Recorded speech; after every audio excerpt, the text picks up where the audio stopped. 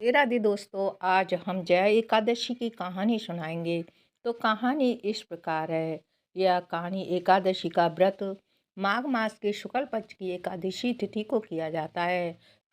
कहानी इस प्रकार है, सो सुनिए। एक समय की बात है कि स्वर्गलोक में इंद्रदेव के राज्य में देवता, अप्सराएं और गंधर्व रहते थे। वही माल्यवान नाम का एक गंधर्व और पुष्पवती नाम की एक अप्सराएं रहती थी। दोनों बहुत सुंदर थे और वे दोनों संगीत व नृत्य में निपुण थे। एक दिन स्वर्गलोक में इंद्र की सभा में एक उत्सव चल रहा था।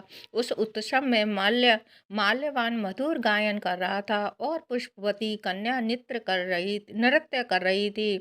उस सभा में गायन और नृत्य का दौरान माल्यवान और पुष्पवती दूसरे में अशांत थे, मगन हो गए और इस आकर्षण के कारण एक दूसरे में मगन हो गए और इस आकर्षण के कारण माल्यवान अपनी गायन की लय और सुर भूल गया। नृत्य और गायन में भावों की जगह प्रेम आ गया। यह देखकर इंद्रदेव ने इसे अपनापन समझा और क्रोधित होकर दोनों को श्राप दे दिया कि वे स्वर्गलोक से निकलकर मृतलोक पर प्रशांत योनि में जन्म लें। इंद्रदेव के श्राप के कारण दोनों हिमालय की दुर्गम पहाड़ियों पर पिशाच बनकर रहने लगे। पिशाच योनि होने के कारण उन्हें अत्यधिक कष्ट सहना पड़ता था। वे भूख, प्यास, डर और असहनीय पीड़ा से जुड़ते थे। एक दिन माघ मास के शुक्ल पक्ष की एकादशी तिथि आई। संयोग से उस दिन दोनों को खाना भी नहीं मिला और वे निराहार रहे। ठंड बहुत ज्यादा थी, इसलिए वे पूरी रात जागते हुए एक दूसरे के पास बैठे रहे।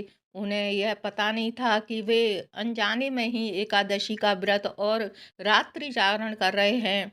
उस व्रत के पुष्प प्रभाव से ही भगवान विष्णु प्रसन्न हुए। अगले ही दिनों पिशाच योनि से मुक्त हो गए और वापस अपने दिव्य स्वरूप में स्वर्गलोक लौट आए। इंद्रदेव ने भी उन्हें क्षमा कर दिया और वे पहले तरह सम्मानित गंधर्व और अप्सराएं बन गए। आगे भगवान श्री कृष्ण जी ने युधिष्ठिर जी से कहा कि जया एकादशी का व्रत जाने अनजाने किए गए पापों का भी नाश करता है। जो श्रद्धा और भक्ति से इस एकादशी का व्रत करता है, उसे पिशाच, प्रेत और ब्रह्मा राक्षस जैसी नीच योनियों में जन्म नहीं लेना पड़ता और अंत में उसे मोक्ष की प्राप्ति होती है।